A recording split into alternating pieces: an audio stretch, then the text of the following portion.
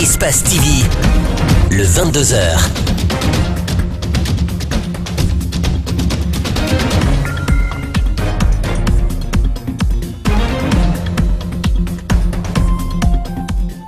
Il est 22h à Conakry. Bonsoir à tous. Merci de nous rejoindre sur Espace TV. Bienvenue à cette grande édition de la soirée. Tout de suite, le sommaire. La Guinée s'apprête à célébrer le 11 octobre prochain la journée internationale des droits des jeunes filles.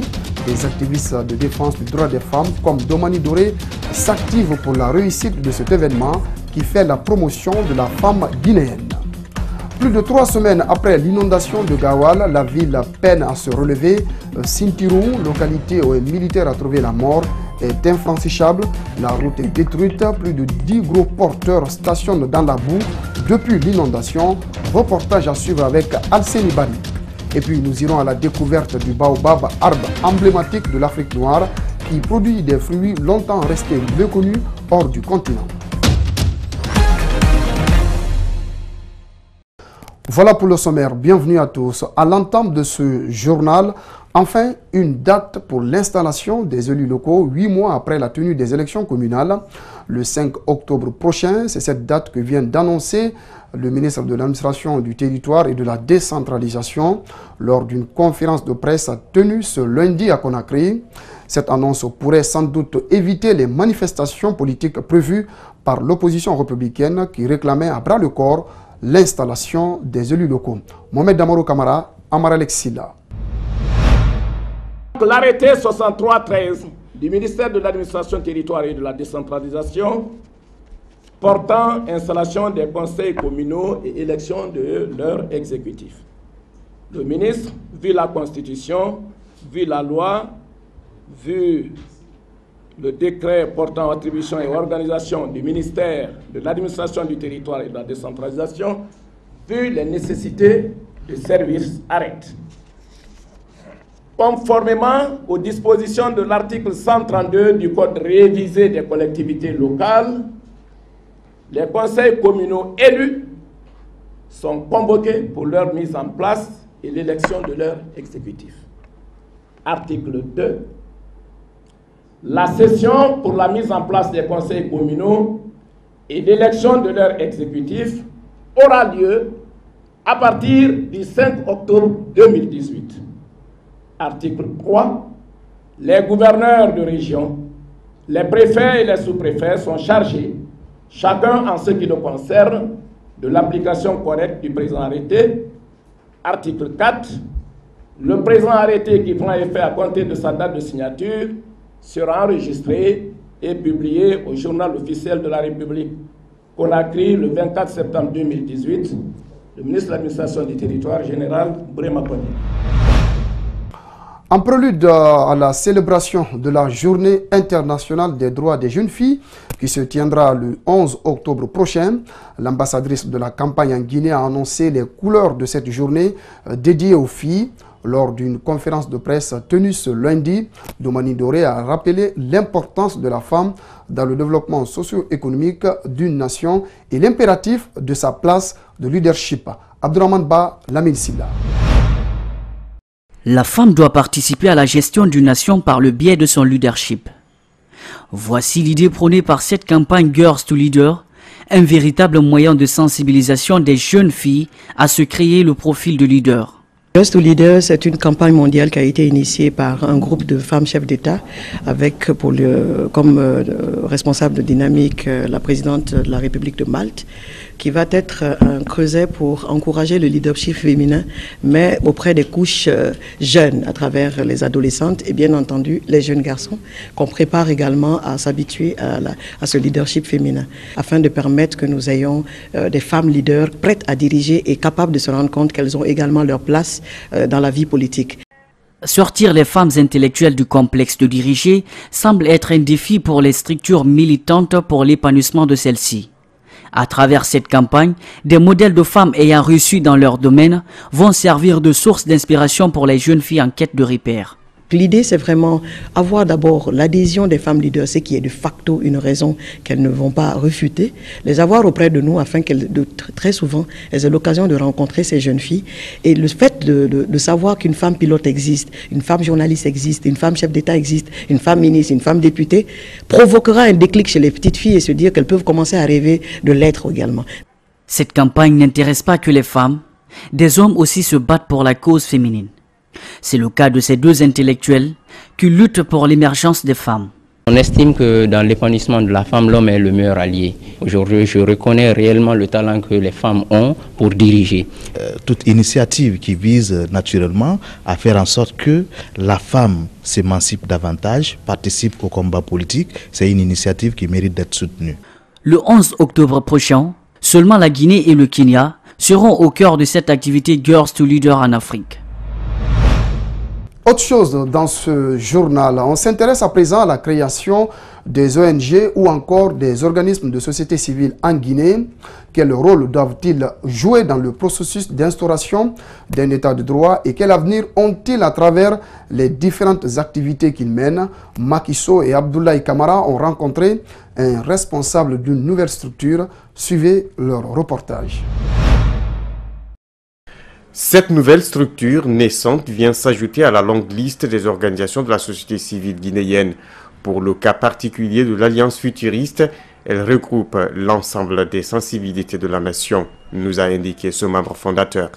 L'Alliance futuriste regroupe au sein des acteurs de la société civile, des jeunes des partis politiques, des acteurs politiques, même pas des jeunes, dans l'ambition de fédérer les organisations de la société civile, les partis politiques ayant les mêmes ambitions et la même vision que nous, c'est-à-dire de construire un état de droit avec des actions concrètes. Cela avait sans dire, il faut qu'on s'implique davantage à expliquer vraiment la démarche de l'Alliance futuriste et la position qu'on voudrait qu'on donne à la République de Guinée d'ici et ailleurs. Nombreux sont ces organismes de jeunes qui sont instrumentalisés par les politiques à des fins électorales. L'Alliance futuriste va-t-elle faire exception à cette pratique qui est devenue récurrente en Guinée? Nous avons un élément de réponse. Nous avons une particularité, d'abord le fait de fédérer des acteurs de la société civile, des partis politiques et même des personnes individuellement prises. Donc cela veut dire qu'il y a une contradiction qui ne dit pas son nom. Au sein de cette alliance, c'est pas une entreprise privée qui va dire là je vais décider où je vais aller. Non, tout se décide à une plénière, à une assemblée extraordinaire et on ne peut pas être là pour soutenir Paul ou Pierre, mais nous soutenons les actions de développement pour qu'on puisse montrer à la face publique que la République de Guinée est un pays aussi qui peut valoriser les compétences internes. Dans les jours à venir, cette nouvelle structure de la société civile va commencer ses activités, ont indiqué ses fondateurs.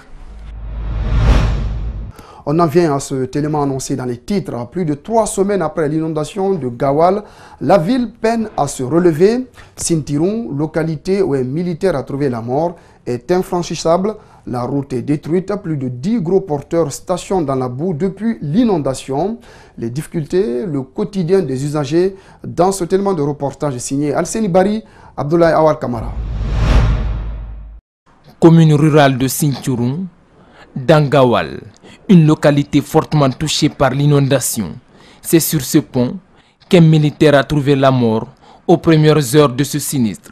Cette zone n'était accessible qu'en pirogue. Plus de 3 semaines après, les séquelles sont encore visibles. Les blessures fraîches. Les gros porteurs ne peuvent y accéder. La déviation est également impraticable. Si tu veux manger, tu dois te rendre jusqu'au centre-ville. Sinon, il n'y a rien ici. Les gens souffrent vraiment. Il n'y a pas de route. On dort sous les camions, car on ne peut pas tous rester dans les cabines. Pire, on est exposé aux piqûres de moustiques. Les chauffeurs et les passagers se débrouillent comme ils peuvent pour avoir de la nourriture. Le regard fade, plein de soucis, cette dame a perdu son atelier lors de l'inondation. Pour diminuer sa peine et soulager le calvaire des usagers, elle tente le petit commerce. L'eau est rentrée chez moi. et j'ai quitté pour aller chez mon fils dans le quartier. Lui aussi, sa maison a été détruite. Mon atelier a été inondé. Actuellement, les passagers dorment chez nous, du salon jusqu'au dehors. Avec ce petit commerce que vous voyez, nous essayons de leur venir en aide.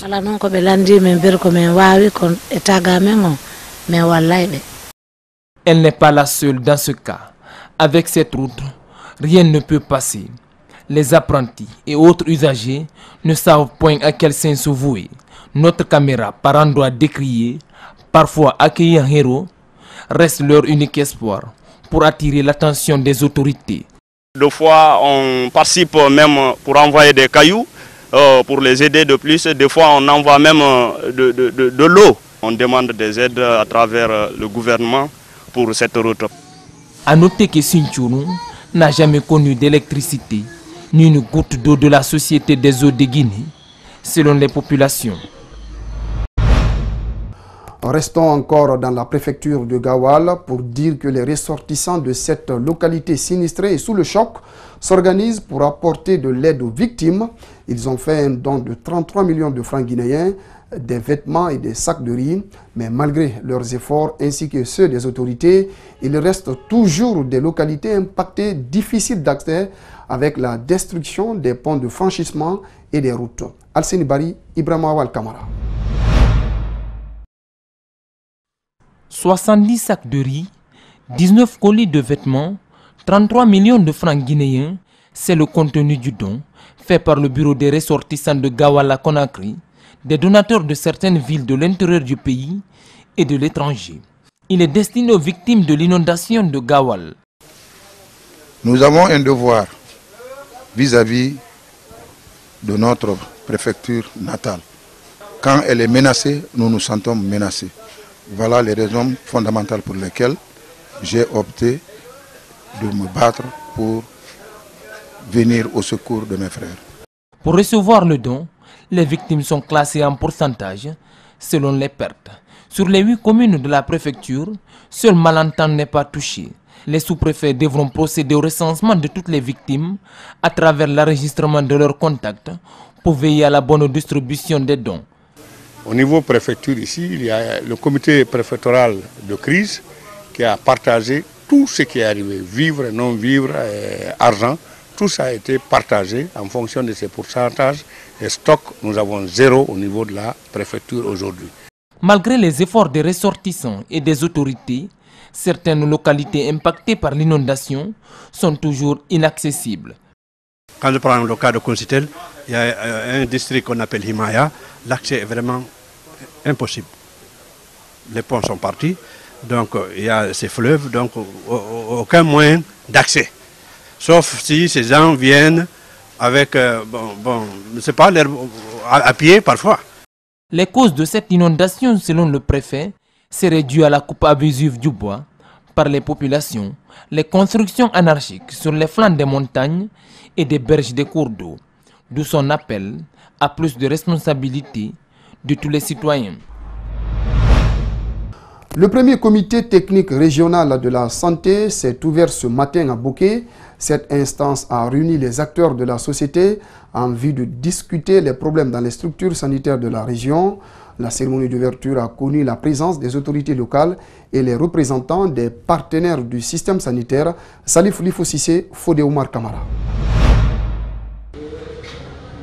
Au cours de cette instance, il sera question de débattre point par point des activités du premier semestre 2018 afin de se positionner pour les plans d'action opérationnels du second trimestre de l'année 2019. Des décisions vont être prises aujourd'hui.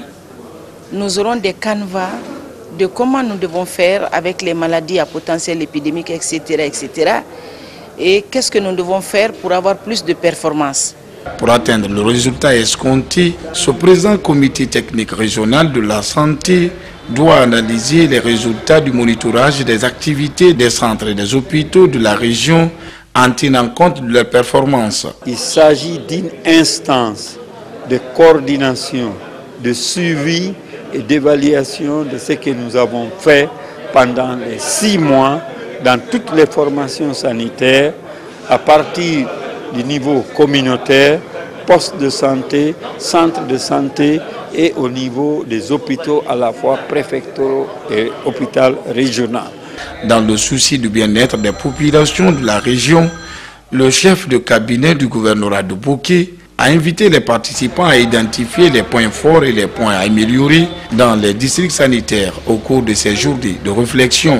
Le présent comité technique régional de la santé aura à discuter des thèmes d'actualité qui requièrent l'attention soutenue du personnel de la santé, des représentants des collectivités et des partenaires du terrain pour un bon fonctionnement des différents services de la santé de notre région en vue de contribuer à l'amélioration de la santé, de l'état de santé de nos populations.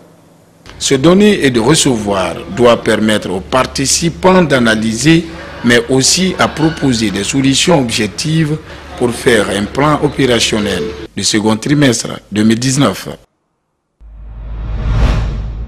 Les Maliens vivant en Guinée ont célébré leur fête nationale. Cette fois-ci, ils ne l'ont pas fait à Conakry, mais à Kankan. Un choix longuement réfléchi qui part de l'Empire mandingue aux relations amicales entre le Mali et la Guinée. Suivez. C'est sous l'initiative de l'association Vision Nouvelle que les Maliens vivant en Guinée se sont réunis pour commémorer la date anniversaire de leur indépendance. Cette fête marque la fierté et l'honneur pour les pionniers de l'indépendance. L'indépendance du Mali aujourd'hui à 58 ans d'horloge, ça me donne un signe de reconnaissance pour tous les Maliens. Les pionniers qui ont mis cette souveraineté en place aujourd'hui ne sont pas là, donc c'est une façon de les immortaliser. Et en dehors de cela, je suis président d'une association où j'incarne les péripéties du pouvoir. Donc on se dit qu'il faut matérialiser cette indépendance, surtout que nous sortons juste des élections présidentielles au Mali. Vision Nouvelle est une association qui œuvre pour le développement du Mali. C'est pourquoi son président invite tous ses compatriotes à prôner la paix et la solidarité pour qu'ils fassent de leur pays une étoile. Les Maliens se donnent la main, qui voient le sens du développement. Le développement des pays, ce n'est pas seulement la gouvernance, ce n'est pas seulement le président de la République, c'est l'apport de tout un chacun. Ça peut être matériel, ça peut être moral, ça peut être même financier. Donc Vision Nouvelle, c'est pour ça qu'on a dit Vision Nouvelle. Nous sommes des visionnaires. Voilà le grand message que j'ai voulu donner à l'ensemble des Maliens, à l'intérieur et à l'extérieur, mais aussi aux amis du Mali. Les Maliens vivant en Guinée ont mis l'occasion à profit pour saluer la bonne coopération entre les deux pays. En réalité, il n'y a pas de visa entre les deux pays. Il n'y a pas trop de tracasseries ou routières entre les deux pays. Un Malien peut se déplacer n'importe comment pour venir en Guinée, comme un Guinéen peut se déplacer n'importe comment pour aller au Mali. Les frontières sont poreuses. Vision Nouvelle, organisatrice de cette cérémonie, est implantée dans tous les pays de l'Afrique de l'Ouest, au Gabon et en France. Et puis le choix porté sur Kankan n'est pas fortuit. Le Haut Conseil des Maliens a décidé de se rapprocher des compatriotes vivant à l'intérieur du pays. Son vice-président a souhaité donner des explications au micro de nos reporters. Suivez. Arrivé à Kankan, là, les Dingirai sera là, Kouroussa, Dingirai, Kouroussa, Kirwane, Banankoro, Farana, et tous se représentés là-bas par rapport à les fêtes là. La deuxième raison pour qu'on le fait, cette fois-ci, on est 17 000 Maliens en Guinée. Il y a 7 000 à l'intérieur. Par rapport à l'élection Ibrahim Boubacar Keïta, les gens de l'intérieur ont massivement voté. C'est pour cela cette fois-ci-là, on a délocalisé et le président d'honneur de cette cérémonie était le gouverneur Mohamed Garé, et l'ambassade du Mali et le consul et le président des Maliens en Guinée. C'est pour cela qu'on a délocalisé, envoyé à l'intérieur pour faire savoir les Maliens de l'intérieur, on partage la même chose qu'avec eux. Culture à présent dans ce 22h, les deux icônes du reggae guinéen décident de fumer le calumet de la paix. Pour savourer ce nouvel air, le 11 novembre, ils tiendront ensemble un spectacle intitulé « Concert de la paix ». Cette annonce est tenue à l'occasion d'un point de presse co-animé par Takana Zion et Eli Kamano, Mamadou Sadio Badde, Yacouba Traoré. Il y a des gens qui écoutent Eli Kamano qui ne veulent pas Takana. Il y a des gens qui écoutent Takana, qui ne veulent pas entendre parler d'Elie Kamano. Et alors, donc, mettre ce public-là ensemble, c'est vraiment relever un grand défi, c'est aller à l'encontre des challenges. Aller à l'encontre des challenges, c'est la sève nourricière des artistes. Takana et Elie Kamano ont passé l'essentiel de leur carrière à se lancer des pics. Tourner cette page est un défi qu'ils entendent bien relever dans 2 mois. Et pour qu'ils sachent que le 11 novembre, désormais, il y aura un grand concert. Il y aura un concert pas comme les autres. Nous avons eu, comme on appelle, le privilège d'amener Sisla Kalanji. On avait amené Kiepleton. Mais un concert avec Elie Kamano, c'est un autre concert aussi. Ils mettent la barre très haute. Tenir le concert de la décennie. Ils mobilisent les ressources humaines et financières pour ne pas tomber dans le ridicule. Parce que organiser un concert aussi géant, Takana Elie Kamano, c'est une grande scène. Parce qu'on parle du plus grand concert des 10 dernières années. Si les gens qui rôdent autour des artistes se sont nourris de leur division, néanmoins, ces 2 icônes du reggae ont profité de cette divergence de vue. Voilà, l'univers a besoin. L'univers, c'est un équilibre de forces qui sont perpétuellement en lutte. S'il n'y a pas de gens pour mettre, comme on appelle, certaines pressions, tu ne peux pas te surpasser et arriver à un certain niveau. S'il n'y avait pas Takana, Elie Kamano ne serait pas arrivé là. S'il n'y avait pas Elie Kamano, peut-être je ne serais pas arrivé là. Certainement parce que ça serait trop facile. Il faut qu'il y ait la contradiction dans la vie. Avec une dose d'humour, Elie accepte volontiers que Takana soit un jour son parrain dans la conquête des voix dans sa préfecture. Que nous-mêmes qu'on essaye d'écrire notre histoire et qu'on dise qu'à partir de l'instant on est devenu des majeurs et qu'il n'est plus question qu'on se prête à ce petit jeu des enfants, à se lancer encore des piques. Comme il l'a dit, quand je vais me présenter, forcément il sera mon général. C'est lui qui fera de moi le président. La compagnie aérienne Transair a célébré ce week-end son anniversaire qui a marqué le début de ses activités ici en Guinée. Cette compagnie sénégalaise assure des vols réguliers dans la plupart des capitales de la sous-région ouest africaine. Plusieurs personnalités ont pris part à cette fête placée sous la présidence du ministre du Tourisme, de l'Hôtellerie et de l'Artisanat. Makiso Abdoulaye Kamara nous signe le compte-rendu. À l'occasion de la célébration de son 2e anniversaire sur le sol guinéen, la compagnie Transair exprime sa volonté d'alléger encore de plus les tarifs de déplacement dans la sous-région. En définissant dans les couloirs sous-régionaux des particularités au niveau des taxes aéroportuaires. Cela, c'est quelque chose que nous avons lancé au Sénégal, que nous avons lancé aux autorités gambiennes, aux autorités bissau-guinéennes, et également aujourd'hui nous le lançons aux autorités guinéennes pour qu'ensemble nous étudions comment améliorer, en tout cas essayer de baisser les niveaux de taxes pour pouvoir encore favoriser davantage le déplacement de nos populations. Et c'est cela également qui va faire que nos aéroports seront viables. Le ministre du Tourisme, de l'Hôtellerie et de l'Artisanat a pris l'engagement au nom du gouvernement guinéen pour œuvrer dans l'amélioration des prix des billets au bénéfice des populations. Et vous avez parfaitement raison. Si on fait payer moins cher, ça incite les clients à venir. Donc si beaucoup de personnes payent moins cher, ça fera un montant plus important que si on charge sur 2 ou 3 personnes qui finiront par se lasser et ne plus venir. Donc vous avez parfaitement raison, nous allons faire en sorte, et je vais transmettre cette commission parce que c'est comme ça que ça doit se faire pour qu'on essaie de baisser les tarifs. Bonne chance et happy birthday to you. La fête de l'anniversaire de Transair est animée par le groupe artistique féminin Les Amazones de Guinée.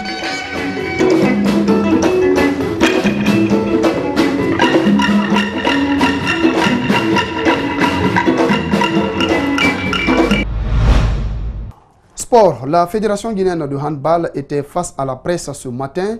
Objectif, annoncer la reprise du championnat intégral série filles et les innovations apportées au compte de cette saison sportive 2018. Reportage Abdoulaye Sadio Diallo et Ibrahima Sourika. 8 équipes féminines réparties en 2 poules de 4 vont s'affronter entre les 24 et 29 septembre à Conakry. Le directeur sportif de la Fédération guinéenne de handball revient sur la constitution des groupes. nous avons pris la tête de poule des 2 premiers, c'est-à-dire champion et vice-champion. Champion l'année dernière, c'était USG en filles et vice-champion Sangaridi. Et nous avons en poule B, en poule A, nous avons pris le 3e du championnat et 4e. Et Caïman TP Espoir, ils étaient en Ligue 2 l'année dernière. Ils sont qualifiés, ils ont joué leur phase montée. Maintenant, là, ils jouent en Ligue 1. Donc, on les a rajoutés pour faire 2 équipes de 4 et 2 poules de 4. Cette année, la formule de la compétition a changé et plusieurs innovations sont apportées. Cette année, nous avons décidé de séparer. C'est-à-dire, on joue le championnat handball féminin. Les filles jouent ensemble. Après ça, nous allons programmer sur les hommes aussi. La formule de compétition, ils vont jouer circuit fermé par poule. Chaque premier est qualifié directement en finale. Maintenant, les 2 deuxièmes jouent le match de classement. Les 2 troisièmes se rencontrent pour le match de classement. Et les 2 quatrièmes aussi se rencontrent pour les matchs de classement de 8e et 7e place. Même dans le timing des matchs du championnat de hand, un changement sera constaté. Cette année, il y aura 3 périodes de 20 minutes et 5 minutes de pause. Donc nous allons jouer 60 minutes, mais séparément. Pour réussir le pari de l'organisation de cette compétition, la fédération dirigée par Mamadou Bapaï Kamara dit compter sur l'appui du département des sports qui serait prêt à les accompagner. Voilà donc ce qu'il fallait retenir sur l'essentiel de l'actualité nationale. À présent, l'actualité africaine. Le baobab, arbre emblématique de l'Afrique silanaise, produit des fruits longtemps restés méconnus hors du continent. Ramassés au sol une fois secs, ces fruits contiennent une poudre qui suscite l'intérêt de l'industrie agroalimentaire et des consommateurs occidentaux pour ses grandes propriétés nutritives. Reportage. Passé de la médecine traditionnelle africaine à la dernière mode alimentaire occidentale, le fruit du baobab est devenu une source de revenus essentielle à Anna Mouvali. Elle vend ceux tombés dans son jardin dans la province du Limpopo en Afrique du Sud. Ce projet a commencé en 2006 et je ne savais pas que le fruit du baobab pouvait avoir de la valeur. Mais l'argent que j'ai reçu depuis le début m'a beaucoup aidé car j'étais vraiment très pauvre à cette époque. Si le baobab intéresse désormais les consommateurs occidentaux, c'est grâce à ses propriétés nutritives exceptionnelles. Il a beaucoup d'antioxydants, de vitamine C et un bon pourcentage de protéines, des acides aminés comme la tyrosine ou le tryptophane pour l'humeur. Et il a aussi des composés anti-inflammatoires. À l'échelle de l'Afrique, les exportations de poudre de baobab sont passées de 50 tonnes en 2013 à 450 tonnes en 2017. Sarah Venter commercialise de la poudre et de l'huile de baobab depuis 12 ans. Elle achète aujourd'hui ses fruits auprès d'un millier de femmes de la région. Nos principaux marchés sont le Royaume-Uni, l'Europe, les États-Unis, le Canada et l'Est est en croissance. Le baobab vit plus d'1 millier d'années et met près de 200 ans à produire ses premiers fruits. Son exploitation est donc aux antipodes de l'agriculture intensive. Les fruits sont récoltés de manière durable. Aucun arbre n'est endommagé, ils sont juste ramassés sous les arbres. Dans une logique de durabilité, l'entrepreneuse a lancé un programme de plantation. Les femmes qui récoltent les fruits se voient aussi confier la protection d'un jeune plant. 1.2 meters. Les arbres ainsi arrivés à maturité donneront des fruits pour le millénaire à venir. On peut presque dire que Bachar al-Assad a gagné la guerre, mais tant qu'on n'a pas gagné la paix, on n'a pas gagné la guerre.